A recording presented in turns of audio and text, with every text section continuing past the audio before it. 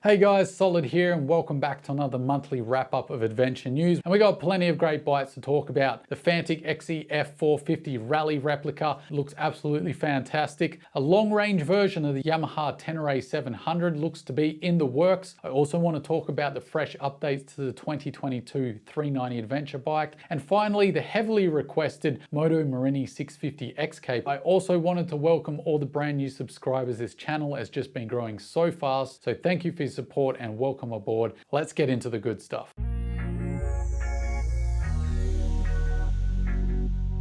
The first thing I wanted to point out to all you eager beavers out there is that this is a patent. This does not mean that we have pricing, full specs, and all we can tell about a bike from a patent is what we can see in 3D renderings. It does mean we can tell a few things, like I pointed out in my other video. It looks like we now get a TFT screen, looks like it has a steering dampener on it, definitely has twin tanks. A lot of the discussion was around the disappointment that there wasn't any improved suspension or brakes or engine performance upgrades like there was on the prototype that they teased last year. And because we have such a fantastic community here, a few members rightly pointed out that Yamaha don't actually need to submit patents for this particular suspension and brake upgrade. They could basically change the internals. Some people have pointed out that that will likely happen, and I tend to agree because of the increased fuel capacity. If you're changing the weight of the bike, obviously it would be a good idea to change the internals of the suspension. Future Solid here, and it turns out MCN have just released an article where they are claiming that the patents do show a new remote reservoir rear shock on this Tenere 700 Raid. Good news for anyone hoping on suspension upgrades. The images just aren't clear enough for me to definitively say yes, but MCN are claiming that fact. And if they have upgraded the rear shocks, there is a good chance that they might at least address the internals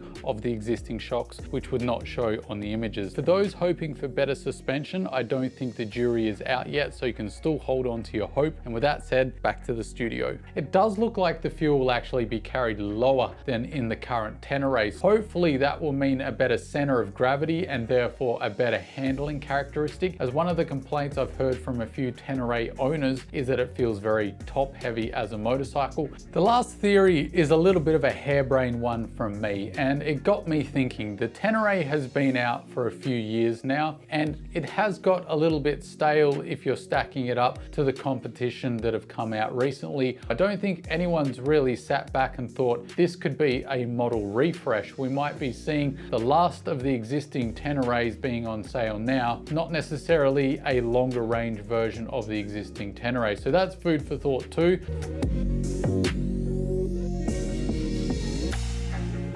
The next bike is a heavily requested bike for me to discuss, and that's the XEF 450 Rally from Fantic. Now, this bike has recently been entered into the Dakar and people are wanting to know more information on it. So I'll give you the most pertinent information, as Fantic have been fairly tight-lipped on the exact specifications of this bike. First off, it's a single-cylinder 450cc engine. In fact, this is heavily derived from the Yamaha WR450F. The engine is fantastic. So that's the heart of this 450 Rally from Fantic. Fantic have said they should be available in late 2022. They haven't committed to that, but they've said that's where they're aiming to have this bike released. Before you get super excited that you will actually have a rally bike that you can purchase straight off the showroom floor, what it looks like for now is that this will be an over-the-counter rally bike. Much like when you go to KTM and you ask them to build you their rally replica out of the 450 so that you can do competitive racing. This is the exact same thing, except using Fantic Enduro model as a base, putting the 30-litre tanks on and all the different stuff to make it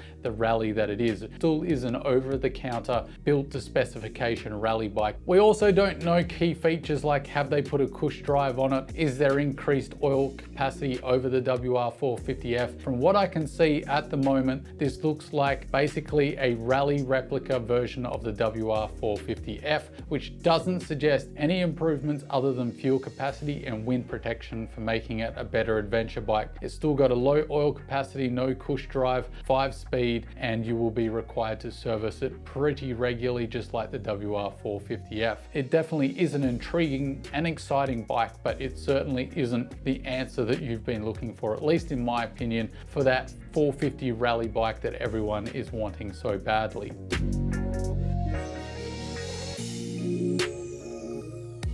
Next up, I wanted to talk about the KTM 390 Adventure, a very popular little adventure bike, one that I've ridden and I quite liked, especially if you're not doing anything too crazy off-road. This is a fantastic little option as a small little adventure bike.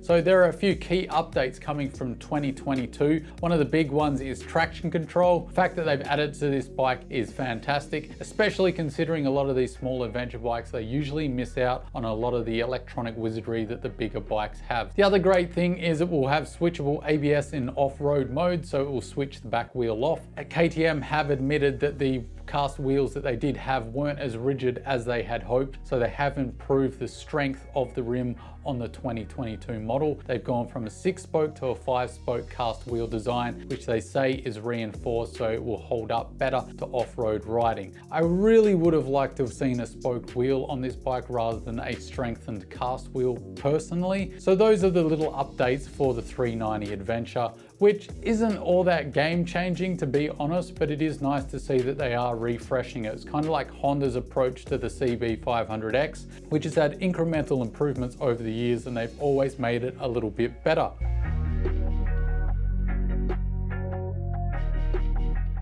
Next up, we've got a heavily requested bike once again, and it's the Moto Morini X-Cape 650.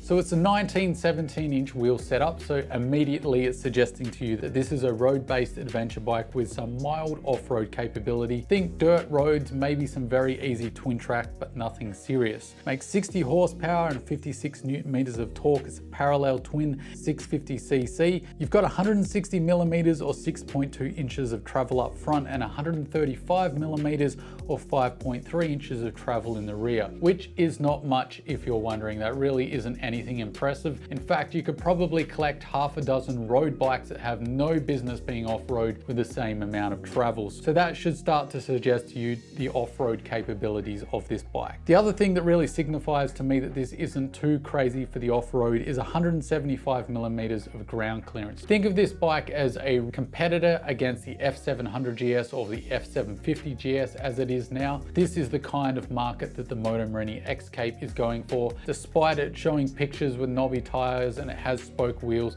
it really is a soft adventure bike. I don't mean that in a bad way. It's just meant mainly for the road and for doing some easy off-road riding. And the biggest thing that made me discount this bike straight away when I was looking at it is the fact that it is 213 kilograms dry. And when you put a full tank of petrol in here, it is well north of 230 kilos. You've got a bike that weighs the same as an Africa Twin, but with a 650cc motor in it that makes 61 horsepower.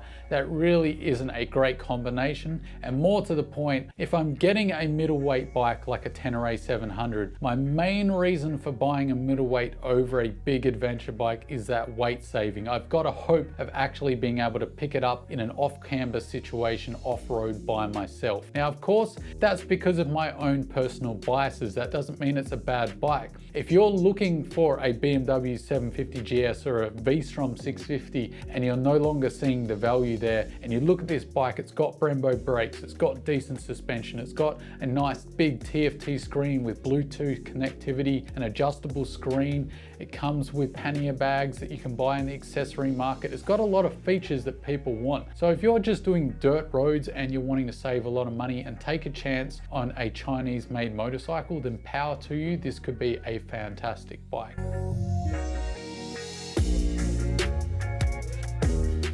The final bike I wanted to discuss is the Royal Enfield Himalayan-based Scrambler. I think they will be calling it the Scram. Before it was just a clay design that we saw, but now it's been caught out in the wild with a twin-tone tank. I'm not particularly overtaken by the look of this bike. I think if they took that weird little kind of fairing that's encapsulating the headlight, it would look a lot better to me. It does look like it still keeps the 19-inch front, although some articles are saying an 18-inch wheel. But I wanted to point out that this could be a really cool bare bones version of the Himalayan if you're into that kind of thing. If you don't want the tower, you're not doing as much off-road and you wanted it to be a little bit lighter because it doesn't have all the crash protection and the crap that is bolted onto the Himalayan, this could be a great way to go. Love to know your thoughts, chuck them down below. And as always guys, don't forget to stay shiny side up and I'll see you in the next video. Catch you later.